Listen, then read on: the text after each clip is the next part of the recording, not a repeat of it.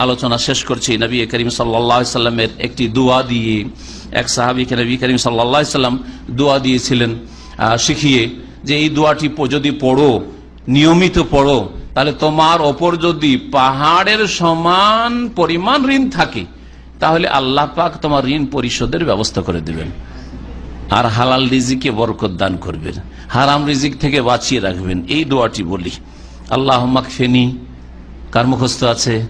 বেহালালিকা আন হারামিকা ওয়াগনিনি বিফদলিকা আম্মান সিওয়াক।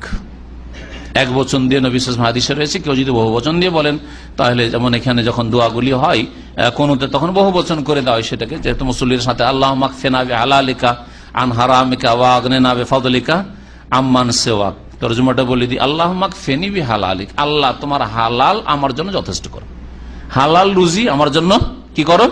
যথেষ্ট করো, যথেষ্ট দান করো। আন হারামেকা, এবং হারাম থেকে বাঁচিয়ে রাখো, হালাল দিয়ে যথেষ্ট করে দাও আর হারাম রুজি থেকে বাঁচিয়ে রাখো। ওয়া আগনিনি বিফাদলিকা, আর তোমার অনুগ্রহে আমাকে অভাব মুক্ত করে দাও, সচ্ছল করে দাও। আম্মান সেওয়াকা, অমুখাপেক্ষী করে দাও। আম্মান সেওয়াকা, তোমার ছাড়া অন্য কারো দ্বারস্থ হওয়া থেকে, যেন অন্য কারো দ্বারস্থ না হইতে হয়।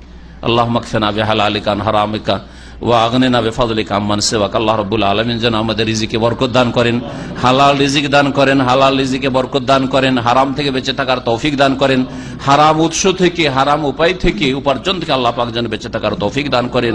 কিয়ামতের দিনে আল্লাহ রাব্বুল যে সব হিসাব নেবেন তার একটি হচ্ছে ওয়ান মালিহি, আপনার পয়সার ধন সম্পদের হিসাব, আপনার জমি জায়গার হিসাব আল্লাহ নেবেন।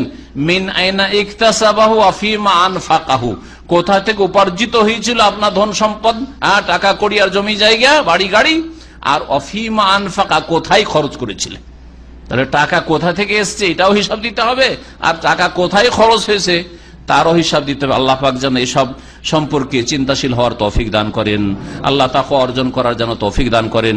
আল্লাহ আমাদের সকলকে হেদায়েতের উপর যেন কায়েম রাখেন, গুমরাহি থেকে বেঁচে থাকার তৌফিক দান করেন, জুলম অত্যাচার থেকে বেঁচে থাকার আল্লাহ পাক যেন তৌফিক দান করেন। আমাদের ঈমানে আল্লাহ পাক রব্বুল আলামিন যেন স্পিড দান করেন। আল্লাহ রব্বুল আলামিন আমাদেরকে যেন সিরাতে মুস্তাকিমের উপর কায়েম রাখেন। আল্লাহ পাক আমাদের জান্নাতুল ফিরদৌস যেন দান করেন। আল্লাহ রব্বুল আলামিন 5 ওয়াক্ত সালাত কায়েম করার জন্য তৌফিক দান করেন। আল্লাহ পাক রব্বুল আলামিন যেন আমাদের রিজিকে বরকত দান করেন, শরীর স্বাস্থ্যে আল্লাহ পাক বরকত দান করেন, ছেলে মেয়েতে আল্লাহ পাক যেন বরকত দান করেন। আল্লাহ পাক আমাদের নিয়ামতকে যেন স্থায়িত্ব দান করেন। সুবহান রাব্বিকা রাব্বিল ইজ্জাতি আম্মা ইয়াসিফুন ওয়া সালামুন আলাল মুরসালিন ওয়া আলহামদুলিল্লাহি রাব্বিল আলামিন।